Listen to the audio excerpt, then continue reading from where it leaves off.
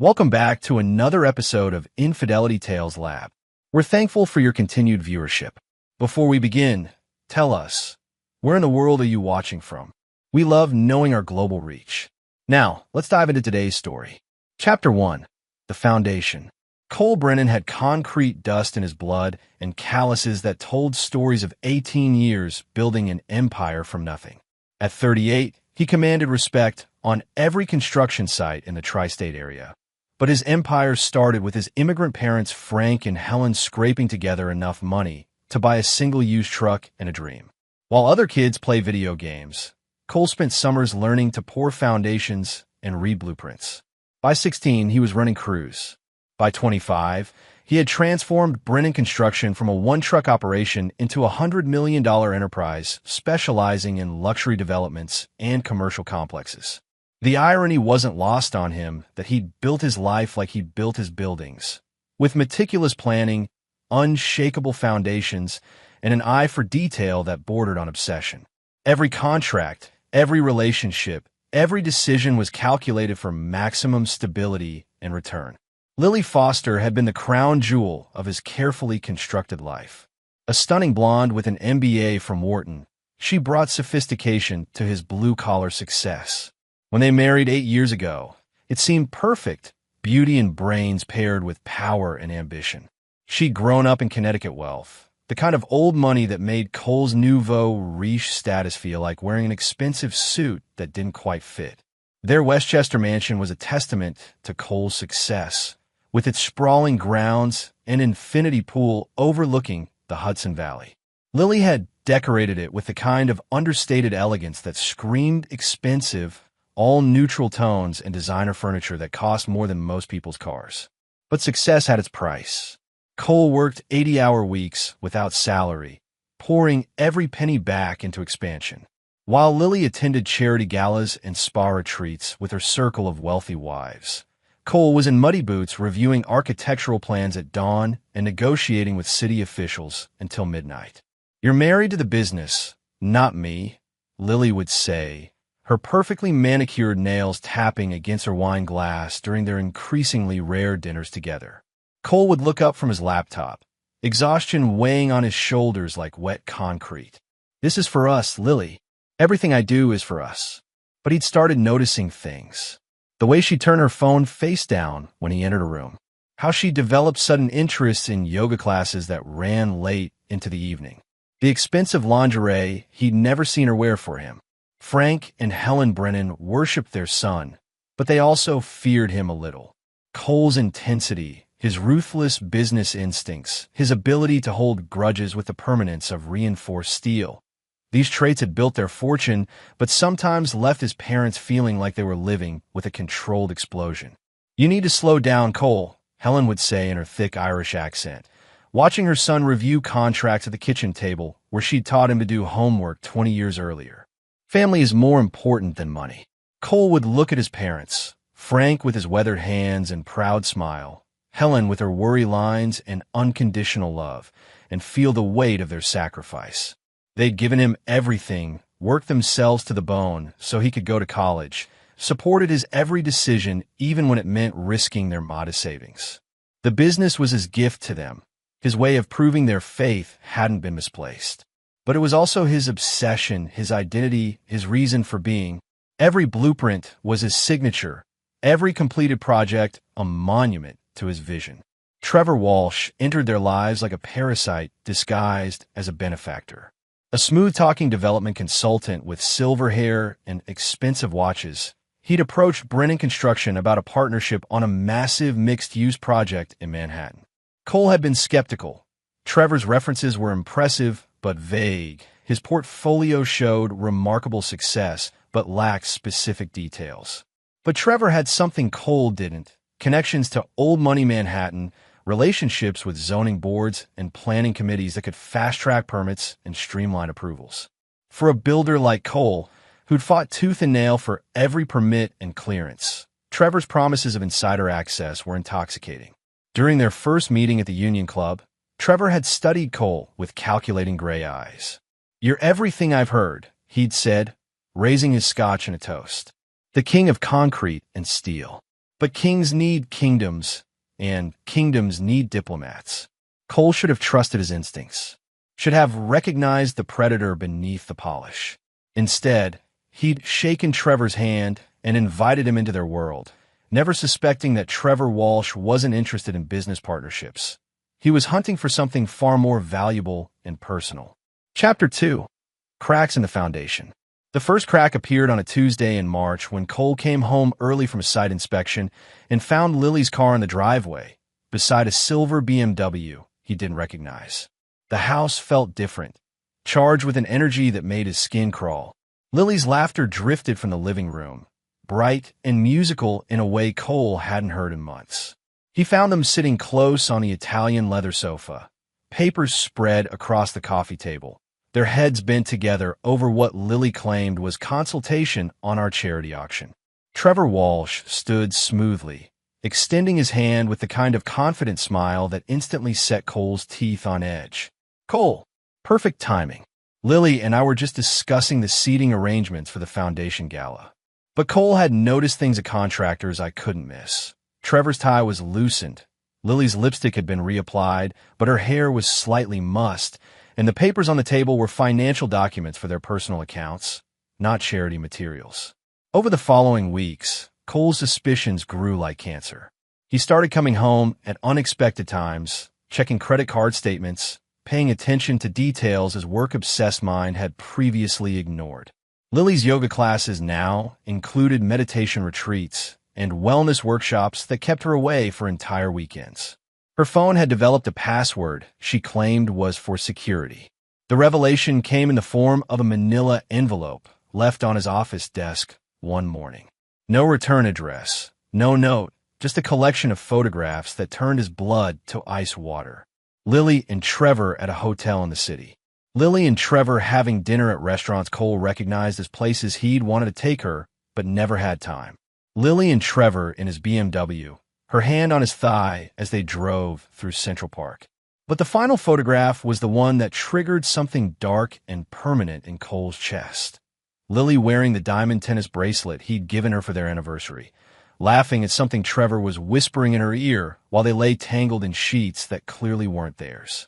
Cole sat in his office for 6 hours, staring at those photographs, feeling something die inside him that would never come back to life.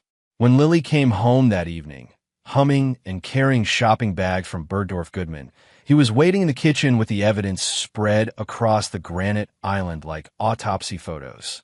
"Care to explain these?" His voice was conversational, almost gentle, which somehow made it more terrifying than if he'd been screaming. Lily's face went through a kaleidoscope of emotions: shock, denial, defiance, and finally a kind of cold relief. "How long have you known?" "Long enough." Cole's hands were steady as he poured himself 3 fingers of bourbon. "The question is, what happens now?" She pulled out a chair and sat across from him, her designer purse clutched at her lap like a shield. "I want a divorce, Cole. I'm not happy. I haven't been happy for years. With him." It wasn't a question, but she nodded anyway. "Trevor understands me. He makes time for me. He doesn't disappear into spreadsheets and blueprints." Cole took a slow sip of bourbon, studying his wife's face like he was reading structural plans. "How long?" 6 months. No shame, no apology, just facts delivered with the clinical precision of someone who'd already mentally moved on. The divorce proceedings were surgical in their efficiency. Cole's attorney was a bulldog named Richardson who specialized in protecting high-net-worth clients from predatory spouses. But Lily had her own legal team, and Trevor had connections that suddenly made certain judges very accommodating to her requests. The settlement was devastating, but not because of the money. Cole had always known Lily was expensive. What gutted him was watching her systematically dismantle 8 years of marriage with the enthusiasm of someone redecorating a room. She kept the Westchester house, half the liquid assets, and alimony that would maintain her lifestyle indefinitely. But Cole's real education and betrayal was yet to come. Frank and Helen had watched their son's marriage implode with the helpless horror of parents watching their child in a car accident. They'd never liked Lily. Her obvious disdain for their working-class background had been thinly veiled at best, but they'd respected Cole's choice and welcomed her into the family. "She never deserved you," Helen said fiercely the night the divorce was finalized, her Irish temper flaring as she watched Cole mechanically eat the dinner she'd prepared. That woman wouldn't know loyalty if it bit her on her surgically enhanced. Ma, Cole's voice cut through her tirade gently but firmly. It's done. But Frank was studying his son with worried eyes. What about the business, Cole? You got your whole life tied up in this company. Cole looked at his father, this man who'd sacrificed everything so his son could build something permanent and valuable. The business is solid, Dad. Nothing changes that. He was wrong. 3 weeks after his divorce was finalized, Cole arrived at the Brennan Construction headquarters to find his parents waiting in his office, wearing expressions he'd never seen before. Guilt mixed with terror, mixed with something that looked disturbingly like resignation. "We need to talk," Frank said, his voice hoarse with emotion. Cole poured coffee for all three of them, noting how his parents sat stiffly in chairs they'd occupied countless times over the years. "What's going on?" Helen was crying before Frank even started speaking. "Cole, you know we love you. You know everything we've done has been for you and the business." Something cold began spreading through Cole's chest. What happened? Frank cleared his throat, a man preparing to deliver his own death sentence. "Trevor Walsh came to see us. He made us an offer for the business." The coffee cup in Cole's hand didn't break when he set it down, though his grip could have shattered steel. "What kind of offer?" "He wants to marry Lily," Helen whispered. "He wants to take over the company. He says it'll provide stability, continuity. He has ideas for expansion, connections we don't have." Cole's vision tunneled until all he could see were his parents' faces, two people who'd given him everything and were now preparing to take it all away. "And you said?" The silence stretched between them like a chasm opening in the earth. "We said yes," Frank finally whispered. "Cole, we're getting old. We're tired. Trevor has a business plan, financing lined up, connections that could make this company 10 times bigger than." "Stop." Cole's voice was so quiet it barely disturbed the air, but both his parents flinched as if he'd shouted. "To stop talking." He stood slowly, his movements deliberate and controlled, and walked to the window overlooking the construction yard where trucks bearing his name were preparing for another day of building other people's dreams. "When?" he asked without turning around. "Next month," Helen said through her tears. "Cole, please understand. Get out." Still quiet, still controlled, but with an undertone that made the office feel like a tomb. "Both of you, get out of my office." After they left, Cole sat alone in the headquarters he'd built, surrounded by awards and photographs and architectural plans that suddenly felt like memorials to a dead man. He'd survived his wife's betrayal, had even understood it on some level. But this was annihilation. His phone rang, and Trevor Walsh's smooth voice filled the office like poison gas. "Cole, I hope your parents explain the situation. I want you to know this isn't personal. It's just business." Cole listened to Trevor's words, explanations about continuity and stability, assurances that Cole would always have a place in the organization, offers of consulting positions and partnership opportunities, and felt something fundamental shift inside him like tectonic plates realigning. "Trevor," Cole said finally, his voice carrying the weight of 18 years of brutal work and absolute dedication. "Do you know what the difference is between construction and demolition?" "I'm sorry. In construction, you build something to last forever. In demolition, you identify the load-bearing supports and remove them systematically until the whole structure collapses under its own weight." Trevor's laugh was nervous. "I'm not sure I follow." Cole smiled for the first time in weeks, and it was an expression that would have made a shark retreat to deeper waters. "You will." Chapter 3. The Transfer of Power. The announcement appeared in the local business journal 3 weeks later. Walsh assumes leadership of Brennan Construction in strategic acquisition. The photograph showed Trevor and Lily cutting a ribbon at the company headquarters, both of them wearing matching smiles and expensive suits that somehow made them look like gravediggers at a funeral. Cole had stopped coming to the office the day after his parents' betrayal. Instead, he spent his mornings running brutal 10-mile circuits through the woods behind his temporary apartment, pushing his body until his mind went blank and the rage became something manageable. His afternoons were spent in a different kind of preparation, making phone calls, reviewing contracts, and planning something that would make Sherman's march to the sea look like a family picnic. The transition was supposed to be seamless. Trevor had assured the board, the investors, and the major clients that nothing would change except improved efficiency and expanded opportunities. Cole Brennan would remain as a senior consultant, lending his expertise while enjoying a reduced workload and better work-life balance. What Trevor didn't understand was that Cole Brennan wasn't an employee or even a partner. He was the business. Every major contract, every key relationship, every critical system and process existed because Cole had personally built it, maintained it, and protected it with the fierce dedication of someone defending his family. The first sign of trouble came when Riverside Development, Brennan Construction's biggest client, called the office asking to speak with Cole about their upcoming $40 million luxury tower project. The receptionist transferred the call to Trevor, who spent an hour explaining the transition and assuring Mr. Riverside that the project was in excellent hands. "I appreciate that," Mr. Riverside had said politely, "but I need to speak with Cole Brennan. This is his project, his design, his baby. We're not comfortable proceeding without his direct involvement." Trevor had tried to explain that Cole was stepping back, that Trevor himself had extensive experience with projects of this scope, that the company's capabilities hadn't changed. But what he discovered was that Cole hadn't just built buildings. He'd built trust, and trust wasn't transferable like a deed or a contract. The second crisis emerged when the City Planning Commission called to discuss permit issues on 3 different projects. The bureaucrat on the other end was confused and slightly irritated. "We deal with Cole Brennan on these matters. We've been working with him for 15 years. Who exactly are you, and why are you calling me about his projects?" Trevor's expensive education and impressive resume suddenly felt inadequate when faced with the reality that Cole had spent 18 years building relationships that couldn't be replicated with a handshake and a business card. Every permit expediter, every union representative, every supplier and subcontractor knew Cole personally, trusted his word, and had built their own businesses around the reliability of his promises.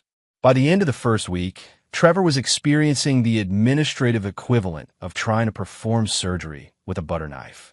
Nothing worked the way it was supposed to. Computer systems required passwords only Cole knew. Vendor accounts had payment terms and credit arrangements that existed on handshake agreements with Cole personally. Project timelines that looked straightforward on paper revealed themselves to be dependent on Cole's personal relationships with inspectors, suppliers, and municipal officials.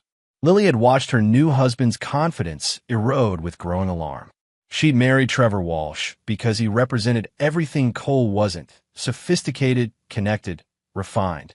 Trevor belonged to the right clubs, knew the right people, and promised to elevate her social status in ways Cole's blue-collar billions never could. But the man frantically making phone calls and sweating through expensive shirts while trying to manage a business he'd thought would run itself wasn't the suave operator who'd seduced her with promises of effortless wealth and endless leisure.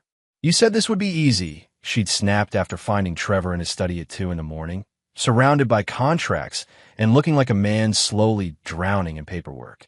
"You said Cole was replaceable." Trevor had looked up from municipal compliance manual with bloodshot eyes. "He is replaceable. It's just going to take time to establish new relationships." But time was the one thing they didn't have. The Riverside project had a hard deadline tied to seasonal construction windows and city permit expirations. The mixed-use development in Brooklyn needed foundation work to begin before ground freeze. Every day of delay cost thousands of dollars and damaged relationships that had taken Cole years to build.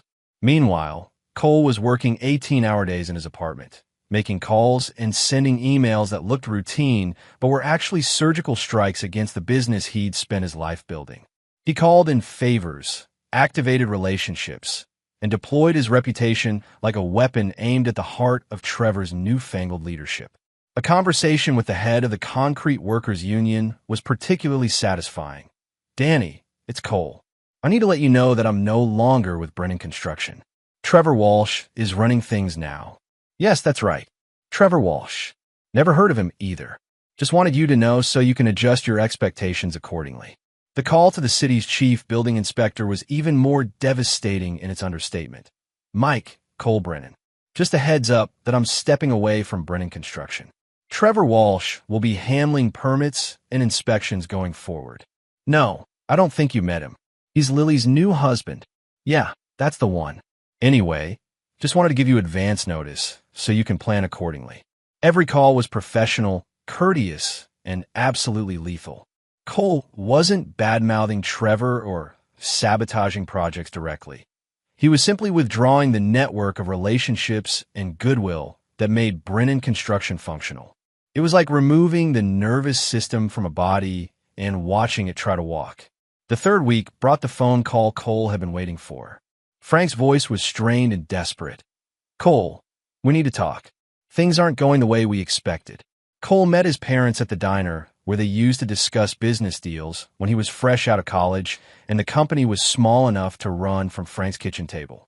His parents looked older, worn down by stress and guilt in a way that should have made Cole feel sympathetic. Instead, he felt nothing but cold satisfaction. "The Riverside project is in trouble," Frank said without preamble. "They're threatening to pull out. The city is rejecting permits that should be routine. Suppliers are demanding cash up front.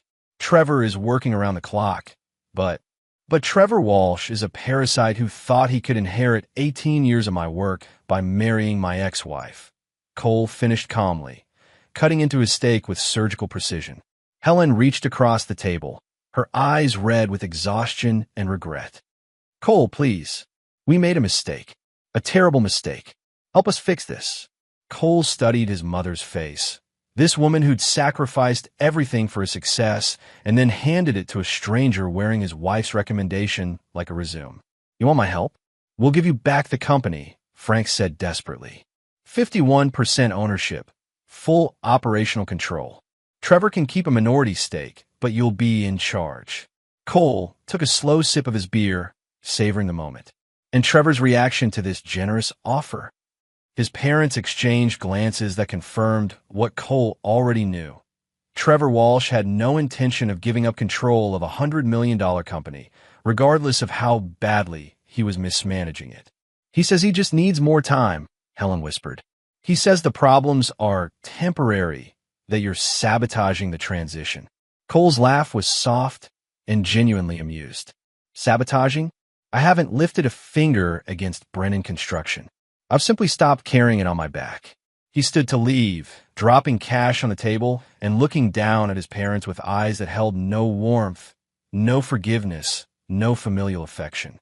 "You chose Trevor Walsh over your own son. Live with that choice." Frank grabbed his arm as he turned away. "Cole, the business will fail. Everything we built together will be destroyed." Cole looked down at his father's hand, weathered from decades of honest work, trembling now with desperation, and felt the last ember of filial loyalty die in his chest. "Dad," he said gently, removing his father's hand with careful precision. "You didn't build this business with me. I built it for you, and now I'm going to watch Trevor Walsh burn it to the ground." The next morning, Cole made one final phone call to the Brennan Construction headquarters. Trevor answered on the first ring, his voice tight with stress and barely controlled panic. "Cole, thank God. Listen, I think there's been some misunderstanding. These transition issues are more complex than I anticipated. Maybe we could work out some kind of consulting arrangement." "Trevor," Cole interrupted, his voice carrying the finality of a judge reading a death sentence. "When I learned my parents gave the family business to my ex-wife's new husband, I stopped working 80-hour weeks for free. A week later, Dad called panicked about losing our biggest client. I just said, let him handle it. He's the heir, right?" The silence on the other end stretched for 10 seconds before Trevor spoke again, his voice much smaller than before. "What do you want?" Cole smiled, and for the first time in months, it reached his eyes.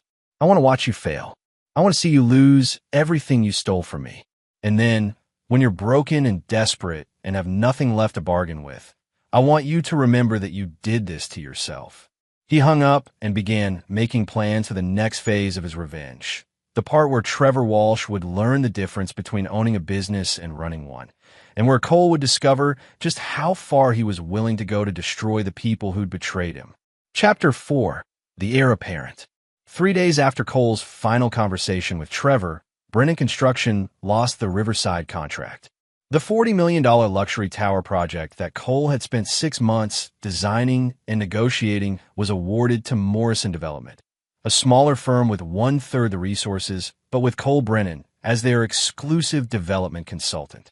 Trevor had arrived at the office that morning to find his secretary holding a certified letter from Riverside's legal team. The termination clause was brutal in its simplicity. Failure to meet preliminary milestone deadlines voided the contract with no compensation for work completed. Trevor's hand shook as he read the attached invoice for design fees, money they'd already spent on equipment deposits and crew scheduling. But the real knife in his back came in the form of a congratulatory announcement in the industry newsletter that afternoon. Morrison Development secures Riverside Luxury Tower contract with Cole Brennan leading design team. The accompanying photograph showed Cole shaking hands with Tom Morrison, both men smiling with the confidence of people who knew exactly what they were doing. Lily found Trevor in his office that evening, staring at quarterly projections that looked like a medical patient's vital signs flatlining. The confident man who'd promised her a lifestyle upgrade was hunched over spreadsheets like a student cramming for an exam he was destined to fail. "How bad is it?" she asked, though his expression had already answered the question. Trevor looked up with eyes that held the hollow desperation of someone watching his life's ambitions evaporate in real time. "We're hemorrhaging money. The Riverside contract was supposed to carry us through the winter. Without it, we'll have to lay off crews, cancel equipment leases, default on supplier agreements." Lily felt something cold settling in her stomach. She'd traded Cole's reliable security for Trevor's promises of something better, and now both seemed to be slipping away like water through her fingers. What about the other projects? The Brooklyn mixed-use development is stalled in permit hell. The commercial plaza in New Jersey has foundation issues that our structural engineer can't solve. Trevor's voice cracked slightly. Every problem we encounter seems to require expertise that walked out the door with your ex-husband. Meanwhile, Cole was having the most productive month of his career. Morrison Development had given him complete creative control and a partnership percentage that made his previous salary look like an allowance. More importantly, Tom Morrison understood that Cole came with relationships and reputation that couldn't be bought or replicated. You know, Morrison had said during their first official partnership meeting, "I've been trying to break into the high-end market for years. Contractors like us, we build solid, we build reliable, but we don't get invited to the parties where the real money gets discussed." Cole had smiled, already envisioning how to leverage his connections into opportunities that would dwarf anything Brennan Construction had ever attempted. "Tom, by this time next year, we won't need invitations. They'll be begging us to take their money." The plan was elegant in its simplicity. Systematically acquire every major project and key relationship that had made Brennan Construction successful, while simultaneously ensuring that Trevor Walsh's inexperience and desperation created enough chaos to prevent effective competition. Cole's first target was the municipal contracts that formed the backbone of Brennan's steady revenue. These weren't glamorous projects, school renovations, road repairs, municipal building maintenance, but they provided reliable cash flow and established credibility for larger bids. The key was understanding that municipal contracts weren't awarded based on who submitted the lowest bid, but on who had the most reliable track record and the best relationships with city officials. Cole had spent 15 years showing up to city council meetings, volunteering for community projects, and building trust with the bureaucrats who actually made contracting decisions. Trevor, meanwhile, was learning that wearing expensive suits and dropping names from his Columbia MBA program didn't carry much weight with a city planning commissioner who'd watched Cole Brennan deliver projects on time and under budget for the past decade. The conversation between Cole and Planning Commissioner Margaret Torres was a masterclass in strategic networking. "Maggie, I wanted to give you a heads up that I'm no longer with Brennan Construction.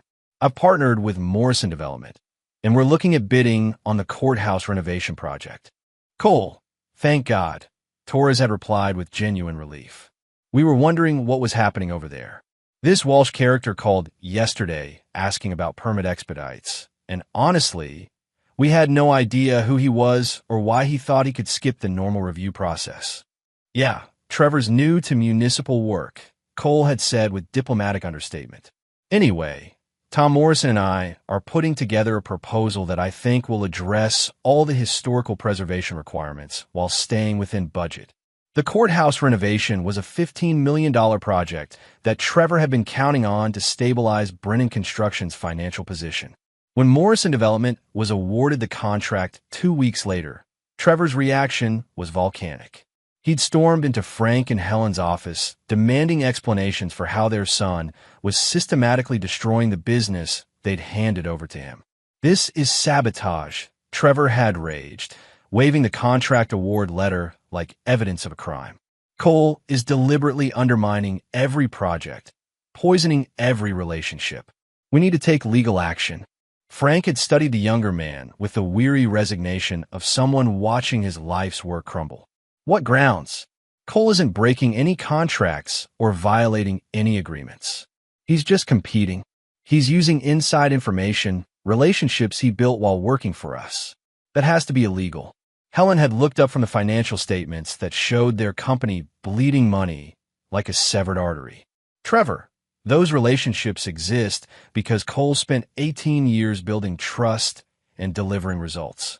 You can't inherit loyalty like you inherit a bank account." But Trevor's desperation was evolving into something darker and more dangerous. He'd started making calls to lawyers, private investigators, and business consultants who specialized in hostile takeovers and competitive sabotage. If Cole Brennan wanted to play dirty, Trevor Walsh was prepared to escalate the conflict beyond the boundaries of traditional business competition. The call came on a Friday evening while Cole was reviewing architectural plans for Morrison Development's newest acquisition, a mixed-use complex that Brennan Construction had been bidding on for 8 months. Trevor's voice was different now, harder and more focused than the panicked desperation Cole had heard previously. "Cole, we need to meet. Face to face. I don't think we have anything to discuss, Trevor. We do if you want to avoid some very public and very expensive legal problems." Cole set down his pencil and gave Trevor his full attention. "What kind of legal problems?" "The kind that happen when former employees use confidential information and proprietary relationships to compete against their former employer. Industrial espionage, theft of trade secrets, tortious interference with business relationships." Cole's laugh was genuinely amused. "Trevor, I didn't steal anything. I built those relationships with my own work, my own reputation, my own credibility. You can't copyright trust. We'll see what a judge thinks." Monday morning, I'm filing suit for damages, injunctive relief, and criminal referral to the district attorney's office. The threat should have worried Cole, but instead, it energized him. Trevor Walsh was about to learn that legal warfare was just another type of construction project, and Cole Brennan had never lost a project he'd set his mind to completing. "Trevor," Cole said quietly, "you have no idea what you're about to start." "Try me." Cole smiled, already planning his next move. "See you in court." But litigation would be just the opening salvo in a war that would escalate far beyond lawsuits and injunctions. Trevor had made the mistake of threatening Cole with public humiliation and financial destruction, not understanding that Cole Brennan was the kind of man who responded to threats by removing the source of the threat permanently. The legal battle would provide perfect cover for the kind of systematic destruction that would leave Trevor Walsh with nothing but debt, disgrace, and the bitter knowledge that he'd brought it all on himself by stealing from the wrong man. Phase 2 of Cole's revenge was about to begin, and it would make the business competition look like a friendly disagreement between neighbors. Trevor had just declared war on someone who'd spent his entire life building things to last forever and who now had nothing left to lose. Chapter 5: Legal Warfare and Dirty Money. The lawsuit Trevor filed was comprehensive, aggressive, and completely misguided. 63 pages of legal grievances alleging industrial espionage, breach of fiduciary duty, and intentional interference with business relationships, all supported by evidence that wouldn't convince a first-year law student, let alone a federal judge. Cole read the complaint in his attorney's office on Monday morning, his expression growing more amused with each allegation. Richardson, his divorce attorney who'd now expanded into business litigation, was practically salivating over the opportunity to dismantle Trevor's case. "This is amateur hour," Richardson said, flipping through the pages with undisguised contempt. His legal team is charging him Manhattan rates to file a lawsuit that's going to get thrown out on summary judgment. "Look at this. They're claiming you stole proprietary customer relationships that you personally developed over 15 years. Cole was already 3 steps ahead of the legal maneuvering. "How long before this goes to discovery?" 6 months minimum. Could be longer if they file for injunctive relief. "Perfect." Cole's smile was predatory. "That gives us plenty of time to explore Mr. Walsh's background more thoroughly." While Trevor was burning through his legal budget on a lawsuit designed to intimidate rather than win, Cole was conducting a different kind of investigation. The private detective he'd hired wasn't looking for criminal behavior or financial fraud. Cole had no interest in exposing Trevor's past crimes, assuming they existed. Instead, he was mapping Trevor's current vulnerabilities, weaknesses, and pressure points that could be exploited. The first discovery was Trevor's financing structure. The smooth-talking businessman who'd convinced Frank and Helen Brennan to trust him with their life's work had acquired Brennan Construction through a complex web of leverage buyouts, private equity loans, and personal guarantees that made him personally liable for the company's debts. Trevor Walsh wasn't a successful entrepreneur. He was a financial acrobat who'd built his entire lifestyle on borrowed money and inflated asset valuations. The luxury watches, expensive cars, and exclusive club memberships were all financed through credit lines secured against business assets that were rapidly declining in value. But Cole's real breakthrough came when his investigator discovered the source of Trevor's initial capital. Margaret Walsh, Trevor's ex-wife, who'd received a substantial divorce settlement from her tech executive husband in California. Trevor had convinced her to invest her divorce money in his acquisition vehicle, promising returns that would set her up for life. Margaret Walsh was living in a modest apartment in San Francisco, working as a real estate agent, and completely unaware that her ex-husband was leveraging her money to play businessman on the East Coast. Her divorce settlement was secured against Brennan Construction's assets, making her an unwitting partner in Trevor's increasingly desperate venture. Cole studied Margaret's photographs and financial records with the focused intensity he normally reserved for structural engineering problems. She was attractive in a wholesome way that suggested she'd been genuinely deceived rather than complicit in Trevor's schemes. More importantly, she represented a pressure point that Trevor couldn't defend against. The phone call to Margaret Walsh was carefully planned and devastating in its simplicity. Cole introduced himself as a business consultant reviewing Brennan Construction's financial structure for potential investors. "Mrs. Walsh, I'm calling because our due diligence has revealed that you're a significant creditor in this transaction. I wanted to ensure you're aware of the current financial status of your investment." Margaret's voice was confused but polite. "I'm sorry, but I think there's been some mistake. I'm not involved in any business transactions on the East Coast." Cole's tone remained professionally neutral. "Ma'am, according to the financing documents we've reviewed, you provided $2.3 million in seed capital for your ex-husband's acquisition of Brennan Construction. Those funds are secured against company assets as a senior debt obligation." The silence on the other end stretched for nearly 30 seconds before Margaret spoke again, her voice smaller and much less confident. "Trevor told me that money was for a real estate investment fund in Nevada. He said it was completely separate from his other business activities. I'm afraid that's not accurate. Would you like me to email you copies of the relevant documentation?" Cole spent the next hour walking Margaret Walsh through the financial reality of her ex-husband's business empire. She learned that her divorce settlement was tied to a construction company she'd never heard of, securing debts she'd never authorized, for a business venture that was hemorrhaging money at an alarming rate. By the end of the conversation, Margaret Walsh was no longer a silent partner in Trevor's schemes. She was a creditor demanding immediate answers and considering legal action to protect her investment. Trevor received Margaret's call while he was in a deposition for the lawsuit against Cole, trying to explain to opposing counsel why customer relationships developed over 15 years should be considered proprietary company assets. His phone buzzed with a California number he recognized, and his expression shifted from confident litigation posture to something approaching panic. "I need a recess," he told the court reporter, stepping into the hallway to take the call that would destroy his carefully constructed facade. "Trevor Walsh, what the hell have you done with my money?" Margaret's voice carried the fury of someone who discovered they'd been systematically deceived and financially raped by someone they trusted. Trevor tried to maintain his smooth composure, but the stress of managing a failing business while conducting aggressive litigation was taking its toll. "Margaret, I can explain everything. The investment is solid. It's just experiencing some temporary cash flow issues. Don't you dare lie to me again." Margaret's voice rose to a shout that echoed down the courthouse hallway. "I just spent 2 hours on the phone with a consultant who showed me exactly where my money went. You used my divorce settlement to buy a construction company that's about to go bankrupt." Trevor's carefully managed public image cracked as other attorneys and court personnel turned to stare at the well-dressed businessman having what appeared to be a very public financial meltdown in a federal courthouse. "Margaret, please.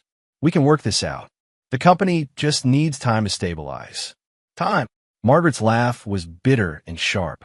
"Trevor, you're 3 months behind on debt service, your biggest contracts have been canceled, and you're burning through operating capital like you're trying to heat the building by setting money on fire. I want my investment back. I want it back now, and if you can't produce it, my attorney will be in touch about asset recovery options." The call ended with Margaret hanging up, leaving Trevor standing in a courthouse hallway, holding a dead phone, and realizing that his financial house of cards was about to collapse with spectacular and very public consequences. Cole, meanwhile, was already implementing the next phase of his plan. Margaret Walsh's financial panic would force Trevor to liquidate assets or secure emergency financing, both of which would require disclosing the true scope of Brennan Construction's financial problems to investors and creditors who've been operating under very different assumptions about the company's stability. But Cole's real masterstroke was yet to come. While Trevor was scrambling to manage his collapsing lawsuit and angry creditors, Cole was quietly assembling the resources to acquire Brennan Construction's assets when Trevor's leveraged empire finally imploded. Morrison Development had grown substantially over the past few months, thanks largely to contracts and relationships Cole had systematically stripped away for Brennan Construction. They now had the financial capacity and industry credibility to absorb a larger competitor's assets, especially if those assets were available at fire sale prices due to motivated sellers facing bankruptcy. Cole's plan was elegant in its brutality: force Trevor into financial crisis, acquire Brennan Construction's remaining assets for pennies on the dollar, and rebuild the company under new ownership with Cole in complete control. Trevor and Lily would be left with nothing but debt and the bitter knowledge that their betrayal had cost them everything they tried to steal. But the plan required patience, precision, and perfect timing. Trevor Walsh was about to discover that Cole Brennan's greatest talent wasn't construction. It was destruction executed with the methodical precision of someone who understood exactly how to bring down structures built on weak foundations. The legal warfare was just beginning, but Cole had already won the war. Trevor just didn't know it yet. Chapter 6: The House of Cards Falls. The emergency board meeting at Brennan Construction felt like a funeral where the corpse kept trying to explain why it wasn't actually dead. Trevor sat at the head of the conference table, his silver hair slightly disheveled and his expensive suit doing little to mask the desperation radiating from him like heat from a fever. Frank and Helen Brennan occupied chairs that seemed too large for their shrinking frames, looking like refugees from their own company. The 3 other board members, local business leaders who'd invested in Brennan Construction during its growth years, studied financial reports with the grim expressions of doctors reviewing terminal diagnoses. "The situation is challenging but manageable," Trevor was saying, his voice carrying less conviction than a used car salesman. "We've experienced some temporary setbacks, but the fundamentals of the business remain sound." Board member Patricia Mills, who owned the largest commercial real estate firm in the county, looked up from the quarterly statements with unconcealed skepticism. "Trevor, you've lost 3 major contracts in 2 months.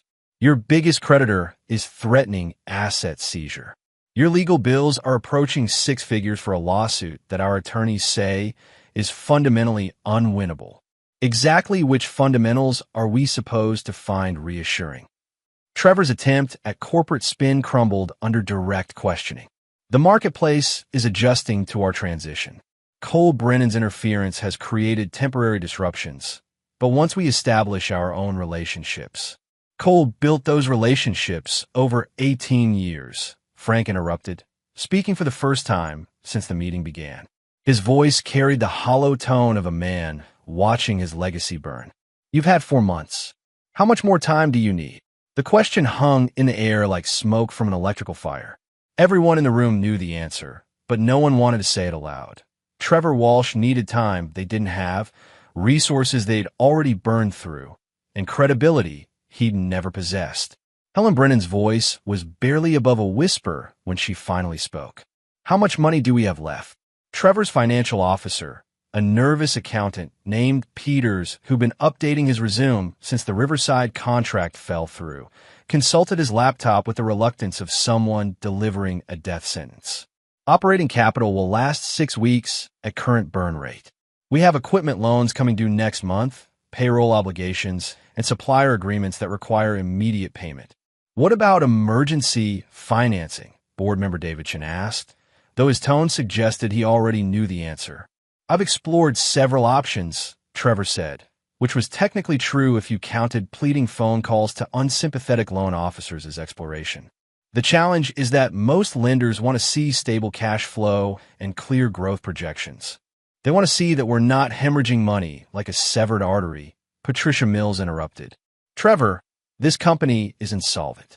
We need to start talking about asset protection and orderly liquidation. The phrase, orderly liquidation, hit the room like a physical blow. Frank Brennan made a sound that could have been a sob or a grunt of pain. Helen closed her eyes, as if she could make the entire situation disappear through force of will. But Trevor wasn't ready to surrender his prize without a fight. There's another option. Cole Brennan's interference is actionable. If we can prove he's deliberately sabotaging our business relationships. For Christ's sake, Trevor. Frank's voice exploded with months of accumulated frustration and regret. Cole isn't sabotaging anything. He's competing. He's doing exactly what I taught him to do: build relationships, deliver results, and take care of his customers. The only difference is he's not doing it for us anymore. The outburst silenced the room. Frank Brennan rarely raised his voice, and seeing the family patriarch lose control was more disturbing than the financial statements they'd been reviewing. Helen reached across the table and took her husband's weathered hand. Frank, please. But Frank wasn't finished. The guilt and shame that had been eating at him for months finally found its voice. You want to know why we're failing? Because we gave away something that took 30 years to build to a man who thought he could buy it like a piece of equipment. Cole Brennan was Brennan Construction. Without him, we're just another contractor with trucks and debt. Trevor's composure finally cracked completely. Your son is destroying this company out of spite. He's using everything he learned here to compete against us, stealing our clients, undermining our relationships. Everything he learned here. Frank's laugh was bitter and sharp. Trevor, Cole didn't learn this business. He built it. Every system, every process, every relationship you're failing to maintain, he created them from nothing while you were getting your MBA and networking at country clubs. The meeting devolved into recriminations and blame shifting that solved nothing but confirmed what everyone already knew. Brennan Construction was dying, and Trevor Walsh was either unwilling or unable to save it. Meanwhile, Cole was having the most productive afternoon of his professional life. Morrison Development had just been awarded the municipal courthouse renovation, the Brooklyn mixed-use development, and a commercial plaza project that would keep their crews busy through the next 18 months. More importantly, these weren't just contracts. They were proof of concept that Cole Brennan could rebuild his business empire faster than Trevor Walsh could destroy the original. The call from Patricia Mills came just as Cole was reviewing architectural plans for the courthouse restoration.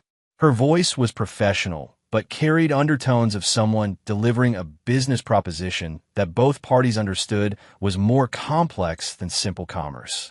Cole, I'm calling in my capacity as a board member of Brennan Construction. We need to discuss the company's future. Cole set down his pencil and gave Patricia his full attention. She'd been a friend and occasional business partner for over a decade, someone who understood both the construction industry and the personal dynamics that had led to the current situation.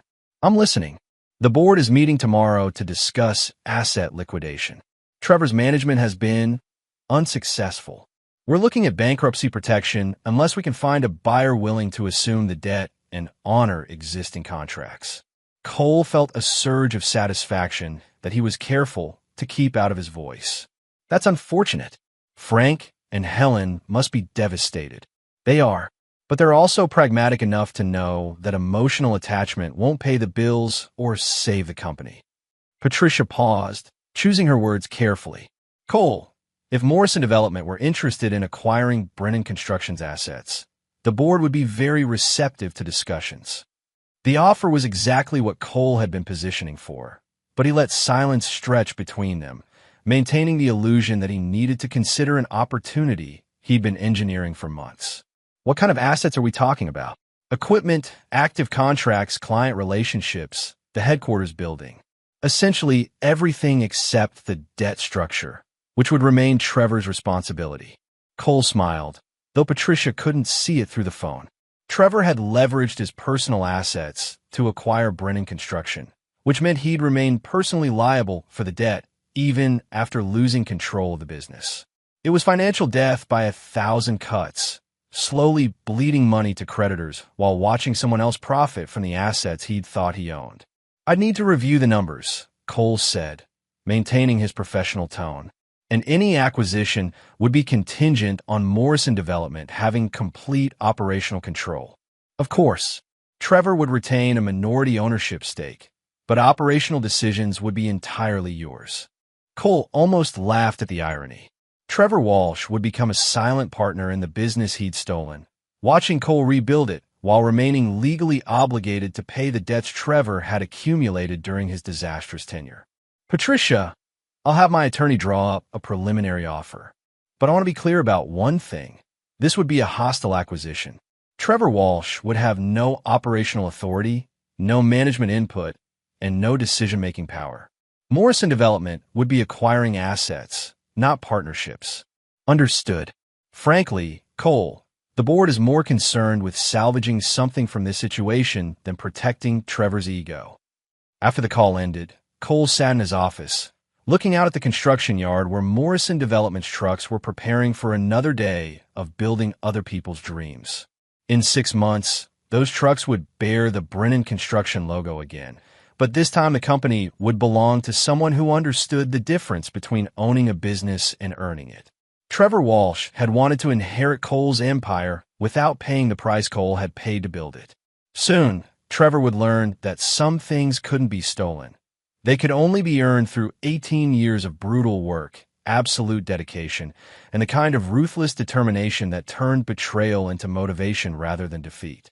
The final phase of Cole's revenge was about to begin, and it would be far more devastating than anything Trevor could have imagined when he'd first decided to steal another man's life. Chapter 7. The Acquisition. The Morrison Development Conference Room felt like a courtroom where the verdict had already been decided. Cole sat at the head of the polished mahogany table, flanked by his attorney Richardson and financial advisor Catherine Lynch, reviewing acquisition documents that would effectively erase Trevor Walsh from the construction industry. Across the table, Trevor looked like a man attending his own execution. His expensive suit couldn't hide the weight loss, the shadows under his eyes, or the way his hands trembled slightly as he signed papers that would strip him of everything he'd thought he'd won. His own attorney, a corporate specialist named Hendricks, kept shooting apologetic glances that suggested he'd advised against this meeting entirely. Frank and Helen Brennan sat to Trevor's right, their faces etched with the kind of grief normally reserved for actual funerals. They were watching their life's work change hands for the second time in a year, but this time they understood they were selling to someone who'd earned the right to own it. The acquisition price is $4.2 million, Catherine Lynch announced, her voice carrying the clinical precision of someone reading a medical examiner's report. Morrison Development will assume all active contracts, equipment leases, and client relationships. Mr. Walsh retains responsibility for all existing debt obligations, legal liabilities, and creditor agreements. Trevor's attorney leaned forward. My client should clarify that the debt obligations total approximately $7.8 million. Cole's expression didn't change, but his voice carried a note of mock concern. Trevor, that seems like quite a burden. Are you sure you can handle the financial responsibility? The question was designed to humiliate, and it succeeded. Trevor had spent months positioning himself as a sophisticated businessman who could manage a complex enterprise, and now he was being forced to admit that his management had accumulated debt nearly twice the company's current value. The debt is manageable, Trevor said through gritted teeth, though everyone in the room knew he was lying. Patricia Mills, representing the board's interests, cleared her throat diplomatically. Perhaps we should review the operational transition timeline. Cole smiled with the satisfaction of someone about to deliver the final stroke. There won't be a transition period. Morrison Development takes operational control immediately upon contract execution. All management decisions, personnel assignments, and strategic planning become our exclusive responsibility. What about existing staff?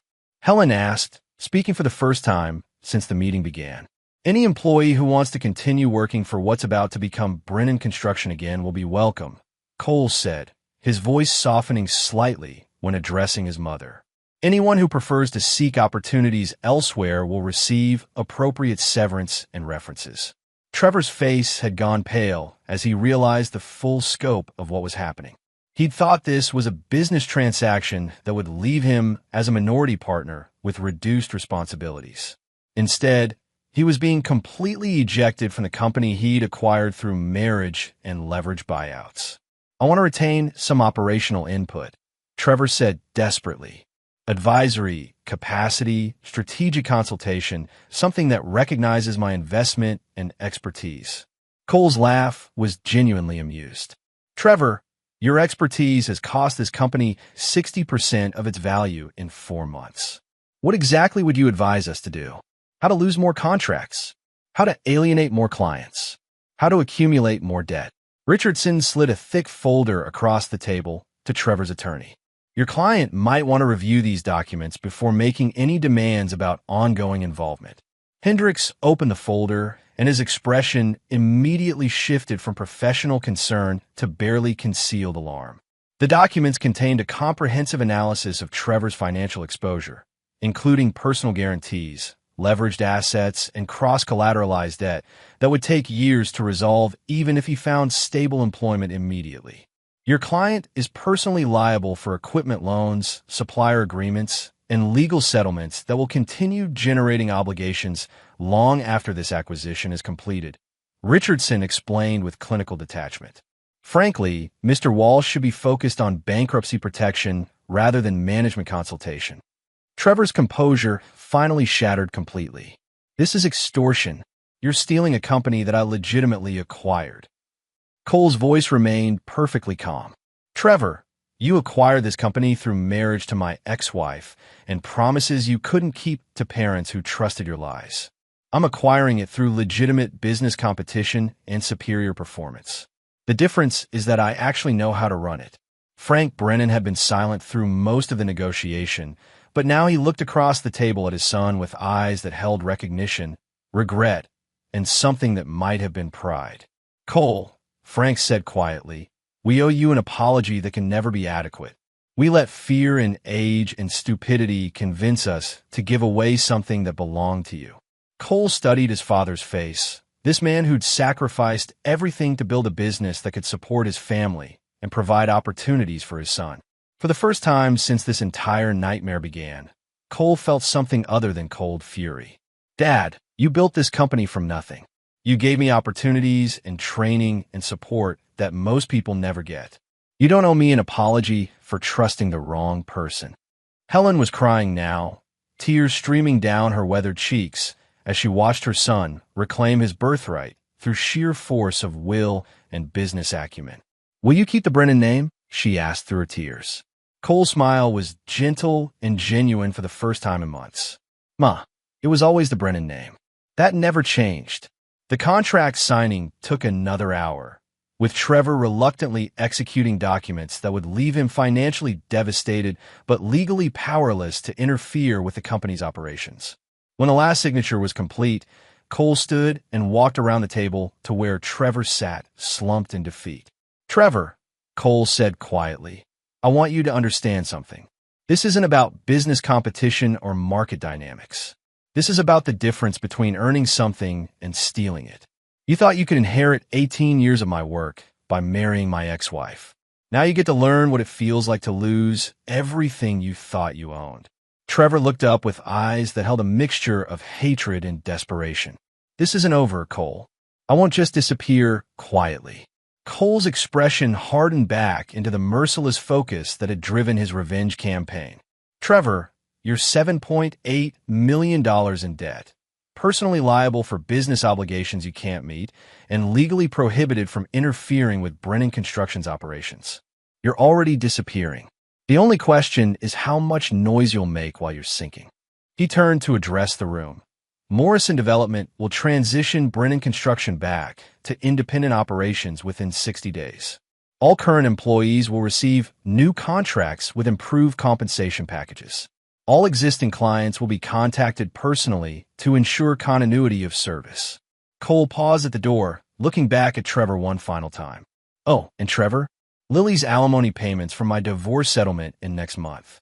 I hope she's been saving money, because you're about to find out how expensive it is to maintain a lifestyle you can't afford."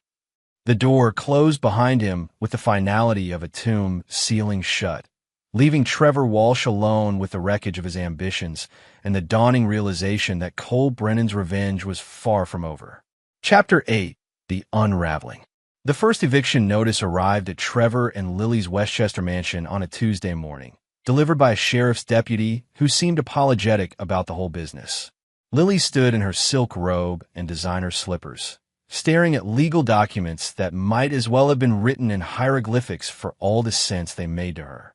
"There must be some mistake," she told the deputy, her voice carrying the confident dismissal of someone accustomed to problems that money could solve. "My husband handles all the financial matters." The deputy, a middle-aged man who delivered enough bad news to recognize denial when he saw it, simply nodded.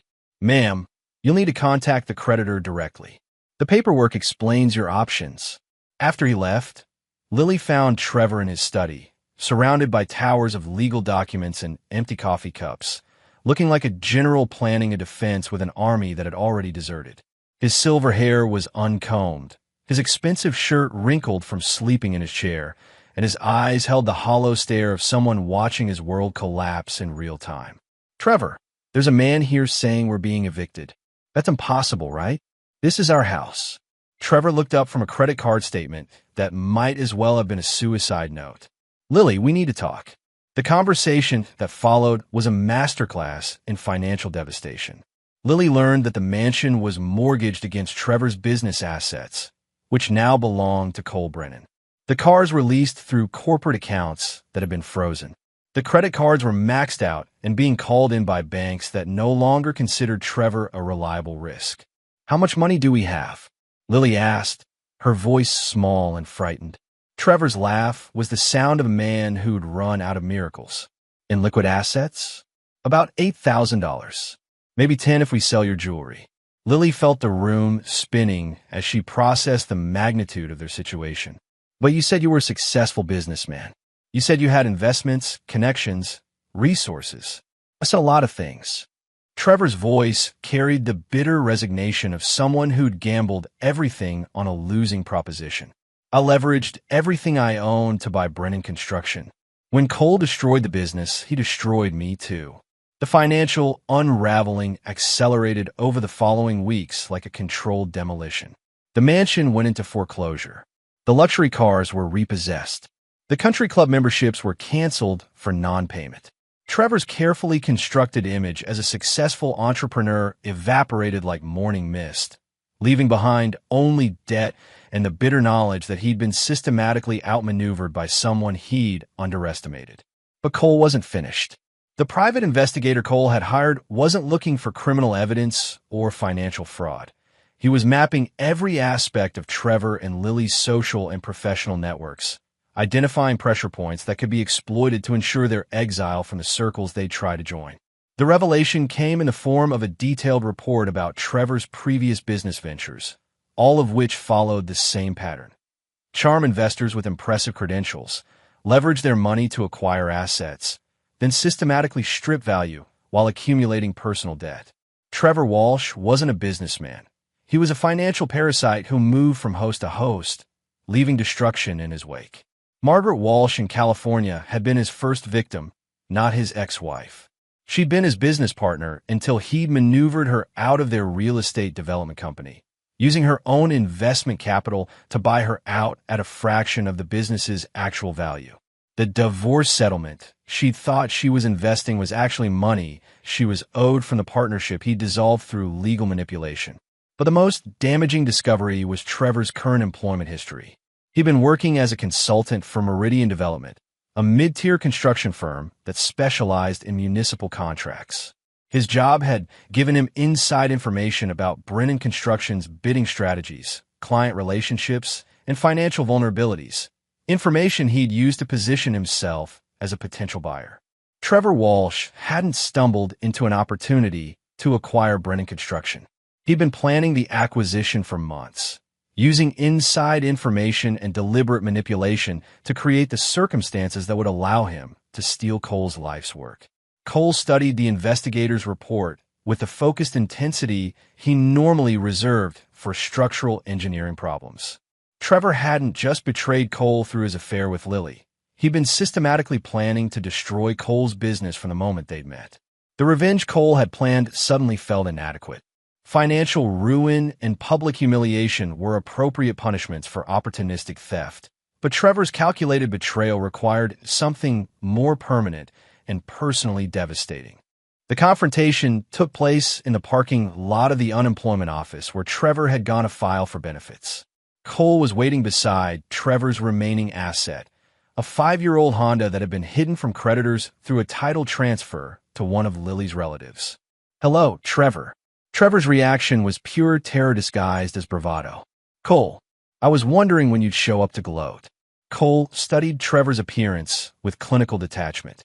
The expensive suits had been replaced by off-the-rack clothing that hung poorly on his diminished frame.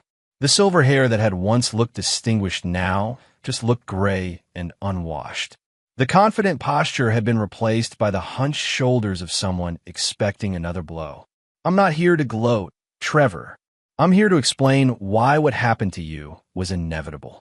Trevor's laugh was bitter and defensive. "You destroyed my life out of revenge. Don't try to dress it up as some kind of cosmic justice." Cole's voice remained perfectly calm. "Trevor, I didn't destroy your life.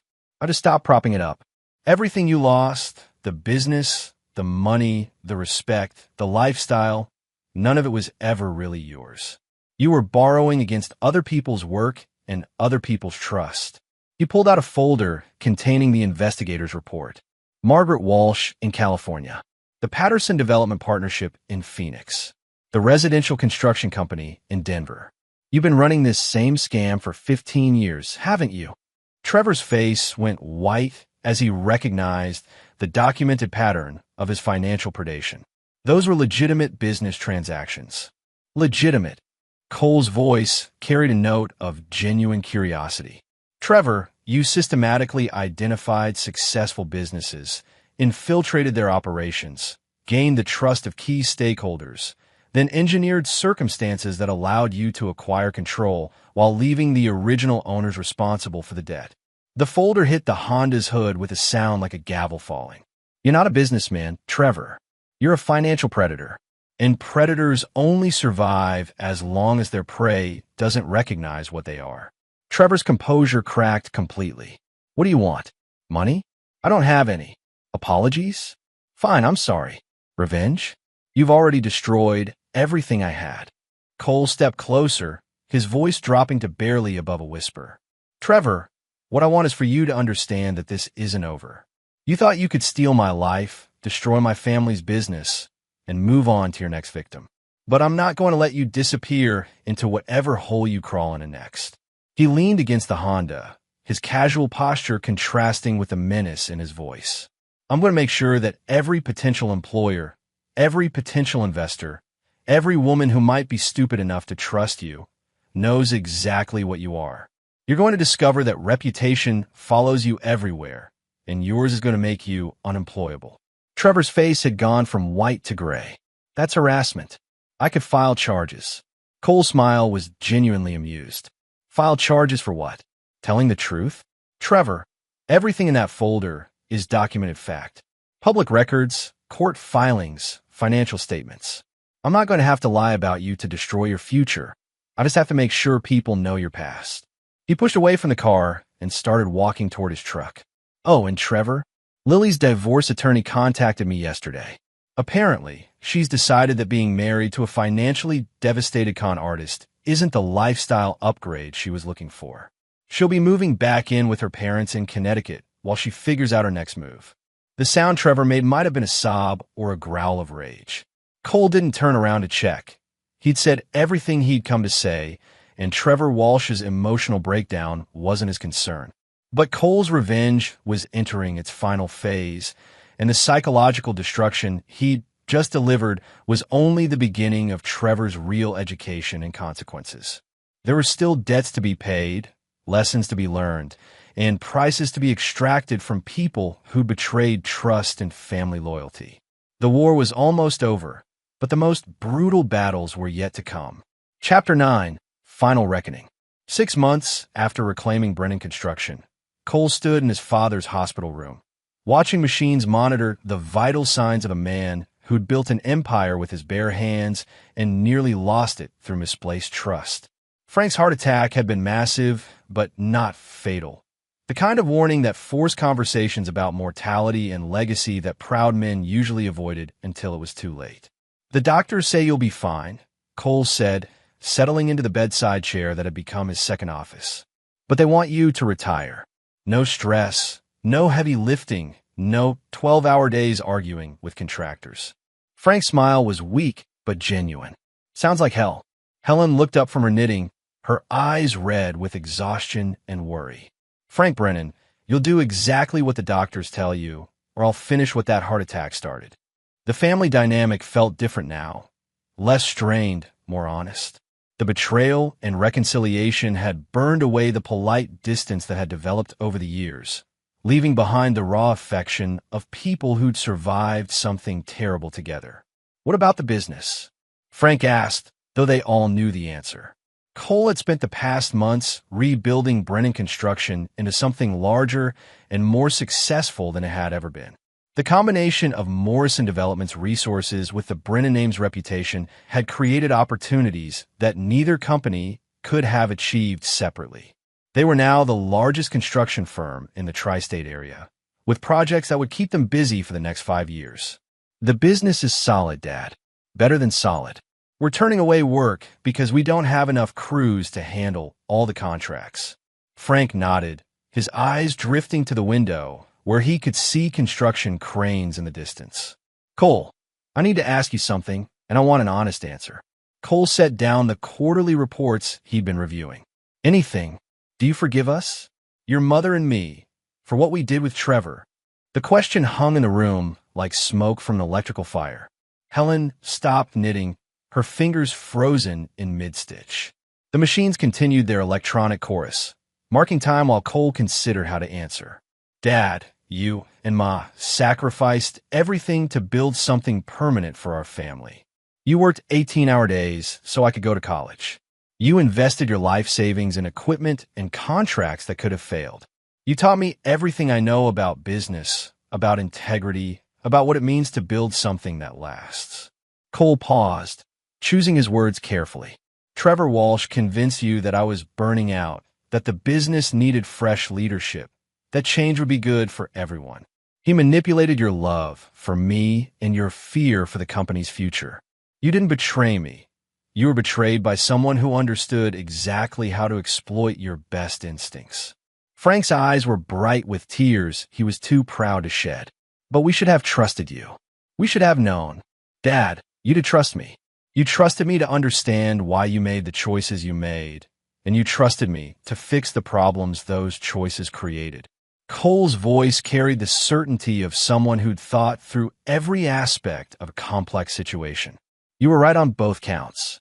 Helen finally spoke, her voice barely above a whisper. What about Trevor and Lily? What happened to them? Cole's expression hardened slightly, but his voice remained conversational. Trevor Walsh is currently working as a night security guard in Philadelphia, living in a studio apartment and making monthly payments on debt that will take him the rest of his life to clear. Every background check for any job better than minimum wage reveals his financial history and business failures. He's unemployable in any industry that requires trust or responsibility. And Lily moved back in with her parents in Connecticut after her divorce from Trevor was finalized. She's working at a boutique in Greenwich, trying to rebuild her social standing with people who remember when she was married to someone successful. Cole's smile was coldly satisfied. She discovered that her connections to high society were based on my money and status, not her personal charm.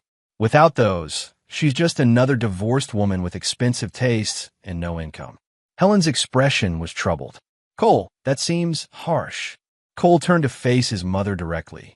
Ma, these people didn't make mistakes or errors in judgment.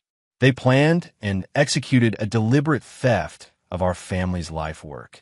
Trevor used inside information to position himself as a buyer, then manipulated you and Dad into trusting him. Lily violated 8 years of marriage vows and betrayed every promise she'd ever made to me. His voice carried the finality of concrete setting. They made calculated decisions to steal from us, destroy our family, and profit from our destruction. What happened to them isn't harsh, it's proportional. They gambled our family's future on their ability to manipulate us, and they lost.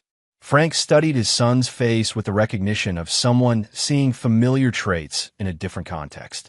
You really don't forgive or forget, do you? Dad, forgiveness is for people who make mistakes and learn from them.